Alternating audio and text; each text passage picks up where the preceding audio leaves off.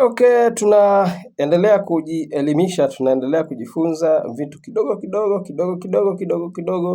Mwisho wa siku tutajikuta tuko juu sana. Moja kwa moja tuendelee. Sawa.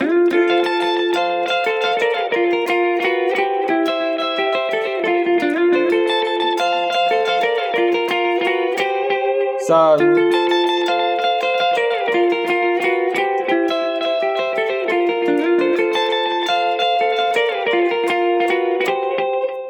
Hapa tumeanzia ni kwenye E shape. Tumepiga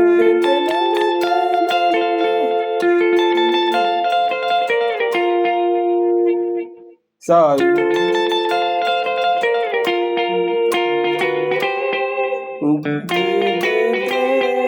Hapa unashika tu hivi, unashika uzi namba 2 na namba 3. Namba 2 unashika kwa kidole hiki na namba 2 na namba 3 unashika kwa kidole hiki. Kila kidole kinakuwa kiko kwenye flat yake. Alafu unapiga tu bila kuruka space. Yaani mara 3, 1 2 3.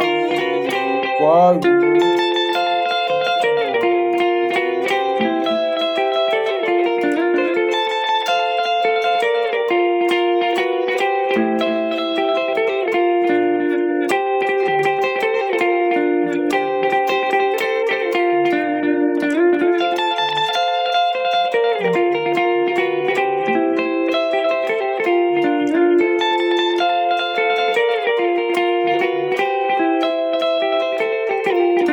ni rahisi sana.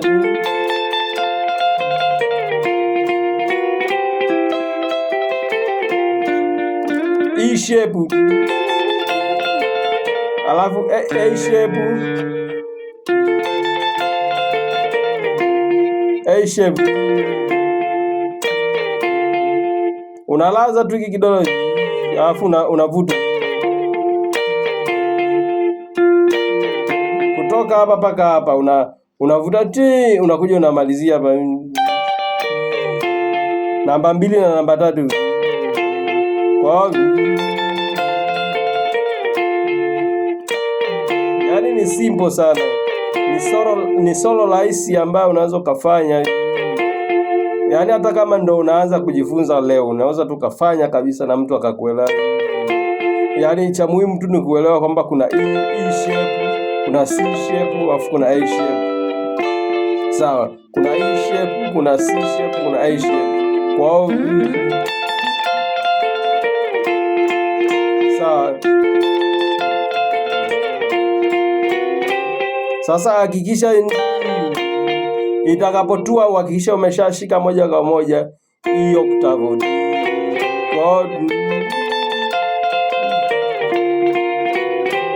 Yaani ni rahisi sana.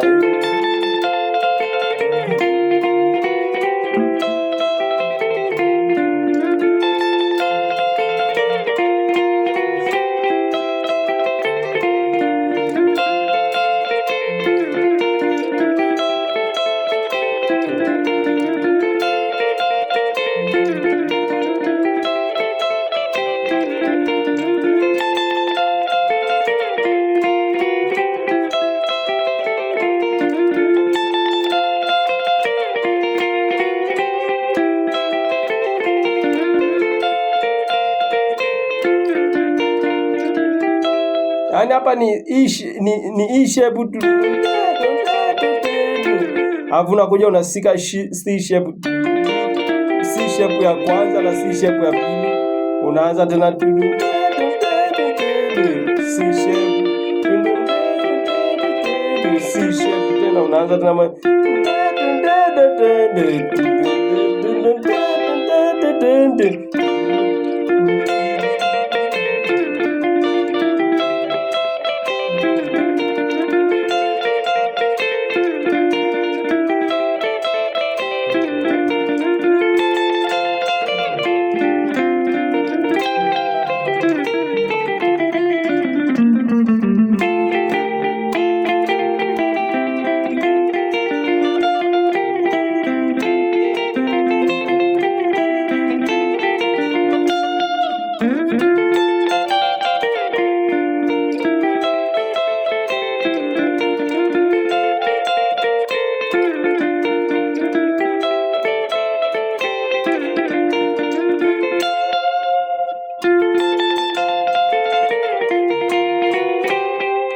sawa.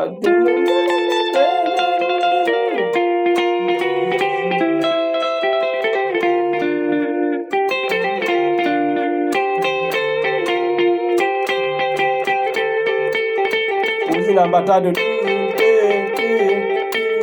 unaushika na kufanya hivi, sawa sawa.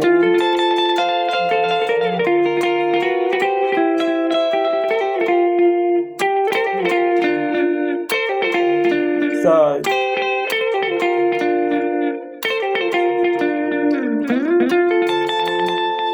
Na hakikisha pia unapoanza ukumbuke kuchombeza hii kidole kidogo kwenye bridge 1 2 3 4 5, kwenye bridge ya 5, na hakikisha hii hapa haijashikwa na kitu chochote. Kwa hiyo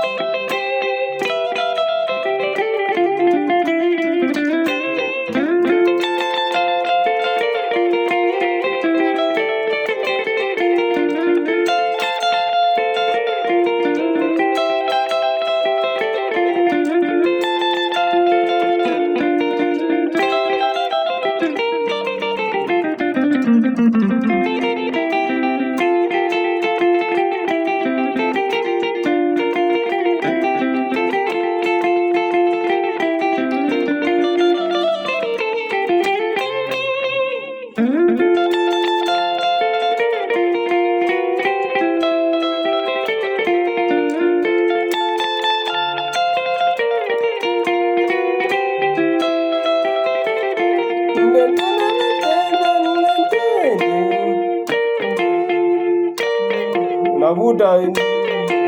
Sasa gita ni mahesabu. Umeona hapa mahali nimemalizia. Kwa hiyo unahesabu hapa tunapoanzia ni bridge 1 2 3 4 5 6. Pale kwenye bridge ya 6 ndio unaenda kutua. Sawa. Kwenye bridge ya 6 kwa hiyo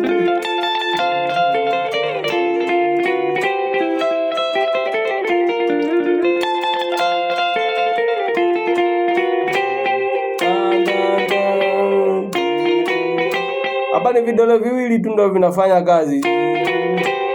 Sawa, unapiga uzi namba 3 na namba 2. Hiki kidole kinashika uzi namba 2 na hiki kidole kinashika uzi namba 3. Kila kidole kinakuwa kiko kwenye flat yake. Alafu ndo unapiga zani.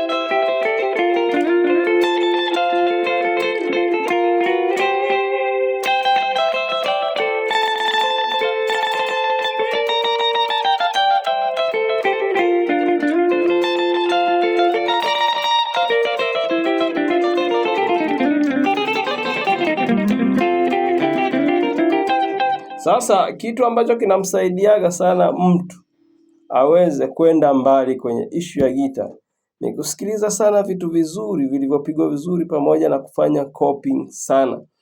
Fanya copying sana na kusikiliza vitu vizuri. Baada ya muda kidogo, ukianza kuzielewa zile copy, utaanza kufanya vitu vizuri mno. So mazoezi ndiyo kiini cha mziki.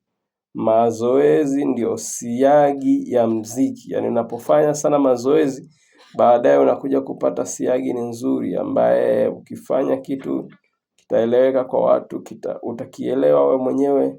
So tunapaswa kupambana sana na kufanya mazoezi sana bila kuchoka. Tunataka kufanya vizuri, ni muhimu tukalipa gharama ya kupambana kwa mazoezi na gharama zingine. Jitahidi uwe na gita la kwako. Jitahidi uwe na gita la kwako. Jitahidi uwe angalau na combo, angalau na effect, hata kama ni ndogo tu, ili uweze kujitengenezea mazingira mazuri katika kufanya mazoezi kwako, ili usikinai mazoezi.